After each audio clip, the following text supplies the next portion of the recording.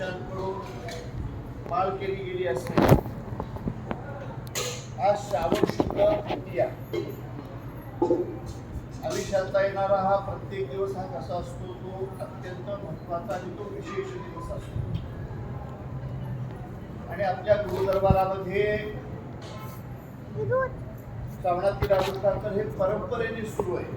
आजपासून सुरू होत आहे, गेल्या 3-4 पिढ्यांपासून सुरू आहे. आणि म्हणून पहाटचा कापरा असेल, नित्यनेमाची पूजा 8 वाजता 11 ब्राह्मण येतात आणि 11 ब्राह्मण येऊन इथे लघुरुद्र होतो. आपल्याला घरी लघुरुद्र जर करायचा असेल तर कमीत कमी 7,000 ते 8,000 रुपये आपल्याला लागतात. पण इथे केवळ तुम्ही 400 रुपयामध्ये तुम्ही करता, फक्त 400 रुपये.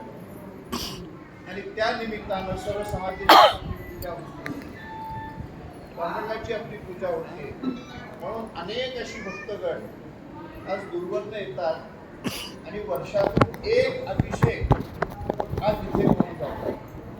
आणि त्या निमित्तानं ज्याची माळ आहे त्याच्यामध्ये 2 प्रकारच्या माळा असतात. एक माळ म्हणजे परंपरेची माळ. त्या परंपरेमध्ये 15 दिवस दसरेकरांकडे सेवा असते आणि 15 दिवस पेटकरांकडे सेवा असते. या परंपरेच्या माळा ह्या स्थानिक सांगितलेल्या त्या गावातल्या असतात, पेटकर आणि कसबेकर. आणि त्यांना सोडून ज्यांना इथे आपल्याला काही अन्नदान करायचं आहे, ज्यांना काही इथे आपल्याला वारकऱ्यांना जीव घालायचा आहे, अशांची सुद्धा इथे माळ होते. आणि काही जण वर्षाला इथे ते शेअर्स भरतात आणि शेअर्स भरून तो अन्नदान आपल्याला इथे करून जातात. तर आज इथे ज्या माळा आहे त्यामध्ये ज्ञानेश्वर बाबूराव शिंदे, ज्ञानेश्वर बाबूराव शिंदे या पुढे या.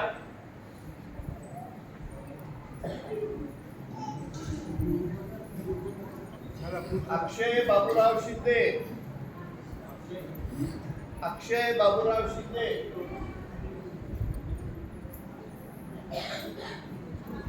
ज्ञानेश्वर बाबूराव शिंदे, ज्ञानेश्वर बाबूराव शिंदे, ज्ञानेश्वर बाबूराव शिंदे, अक्षय बाबूराव शिंदे, लक्ष्मीकांत माळवणकर, लक्ष्मीकांत माळवणकर, औरंग शाहजानी, औरंग शाहजानी,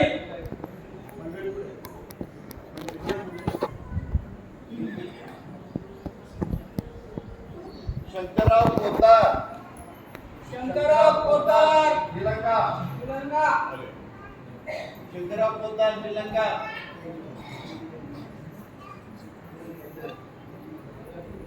सनातन बंधुवे वानवडा, सनातन, हरवारे बाजूराव डॉक्टर प्रमोद उद्धवराव अपसिंगेकर, संभाजीनगर, डॉक्टर प्रमोद उद्धवराव अपसिंगेकर, संभाजीनगर.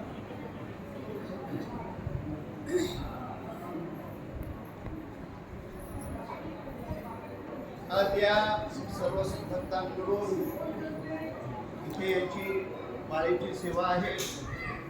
आणि ज्यांना पंगत देणं शक्य नाही, ते देऊ शकत नाही, कमीत कमी आपल्या घरातली एक मूठ पीठ तरी आपण आणावं, एक मूठ आपण धान्य तरी आपण आणावं आणि आपल्या गुरुमध्ये आपण इथे द्यावं.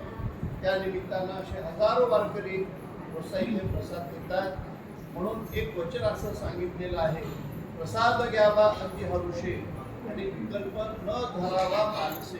अशा मल्लप्पा महाराजांनी सांगितलेलं आहे. म्हणजे केवळ भजन, केवळ पूजा नाही, त्या जोडीला अन्नदान असणं सुद्धा हे खूप महत्त्वाचं सांगितलेलं आहे. नंतर एक विशेष सूचना आपल्या सर्वांना असं करायचं आहे, जे अनुग्रहित आहे, ज्यांना दीक्षा आहे, ज्यांना गुरुमंत्र आहे, ज्यांना आपल्या या परंपरेची माळ आहे, अशांनी आपल्या नाथ संस्थानाच्या ग्रुपला त्यांनी ॲड व्हायला पाहिजे. त्याचं कारण असं आहे, पूर्वीच्या काळामध्ये कार्यक्रम थोडेसे कमी व्हायचे, जेमतेम व्हायचे. पण आजकाल कार्यक्रम किती होत आहे, पण कार्यक्रम झाल्यानंतर बऱ्याच जणांना त्याची खबर लागते. म्हणून म्हणून अशा लोकांसाठी आपण त्याची वेगळी सोय करून ठेवलेली आहे. अगोदर व्हॉट्सअप ग्रुप तयार केला आहे, इंस्टाग्राम आहे आणि फेसबुक आहे. फेसबुक काय असतं नवीन पिढीला विचारते आपल्यापेक्षा सगळं चांगली सांगू शकतात. म्हणजे फेसबुकचा सुद्धा तुम्ही वापर करू शकता. इंस्टाग्राम आहे आणि व्हॉट्सअप ग्रुप आहे. तो मला सर्वांना किती कसं करायचं आहे याच्यामधून तुम्ही जास्तीत जास्त आपण कृती केली पाहिजे. आणि त्या निमित्तानं सर्व आपले जे वर्षभरातले कार्यक्रम आहेत ते कार्यक्रम आपल्याला माहिती होतात. मला सांगा मार्चमध्ये अयोध्येला कार्यक्रम झाला रामलल्लाच्या तिथं किती जणांना माहिती होतं, किती जणांना माहिती नव्हतं. उत्सव सुद्धा तो होऊन गेला रामलल्लाच्या समोर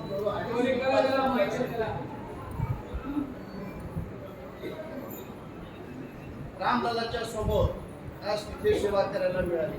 असे जे आपल्या जीवनातले जे काही चांगले प्रसंग येतात त्याच्यामध्ये आपण सर्वजण घरातून एक व्यक्ती का होईल आज तुम्ही यायला पाहिजे. हा त्याचा मागचा एक प्रामाणिक उद्देश आहे. एक विशेष सूचना करायची म्हणजे डिसेंबरमध्ये इथे सद्गुरू ज्ञानेश्वर महाराजांना म्हणजे दत्त पौर्णिमेच्या काळामध्ये 28 नोव्हेंबर ते 5 डिसेंबर या दरम्यान गोपाळपूर येथे भागवत कथा आपण करत आहोत. आणि भागवत कथा प्रातस्मरणी चंद्रशेखर महाराज देगलूरकर यांच्या मुखारविंदातनं आपल्या सर्वांना श्रवण करायला मिळत आहे. आणि तदनंतर 7 दिवस हरिकीर्तनं. पण ती हरिकीर्तनं सगळी परंपरेची महाराज मंडळी ज्याच्या 5-5 पिढ्या झाल्या, 6 पिढ्या झाल्या, 7 पिढ्या, त्याला आपण पडकरी आपण म्हणतो. पडकऱ्यांची सेवा अशामध्ये विठ्ठल महाराज भास्कर असतील, चैतन्य महाराज देशमुखकर आहेत, अंडे महाराज त्यामध्ये येत आहेत, नामदास महाराज आहेत, जगत महाराज बोलते आहेत. ही सगळी त्यांच्या मागे एक मोठी परंपरा चालत आलेली आहे. तर अशांची कीर्तनं त्यामध्ये होत आहेत. आणि त्यासाठी ज्यांना आपल्याला काही हसते प्रहसते आपल्याला जर काही द्यायची इच्छा जर असेल तर आमचे शांतका कुलकर्णी इथे बसलेली आहेत. आपण त्यांच्याशी आपण संपर्क करावा हे सर्व आपल्याला सूचित करण्यात येतं. ज्यांनी आज गुरुमंत्र घेतला, गुरुदीक्षा घेतली, फक्त आपण आज घेतलं आणि लगेच आपण इथून गेलो आणि परत काही साधना आपण करणार नाही तर त्याला काही महत्त्व राहणार नाही. म्हणून प्रत्येक शिष्याला चक्री भजन येणं हे खूप महत्त्वाचं आहे. चक्री भजन येणे प्रत्येकाचं हे प्रत्येकाला येणं गरजेचं आहे. तुम्ही बसून करा पण हात जोडून करा, घरी करा, पण रोज चक्री भजन हे करायला पाहिजे.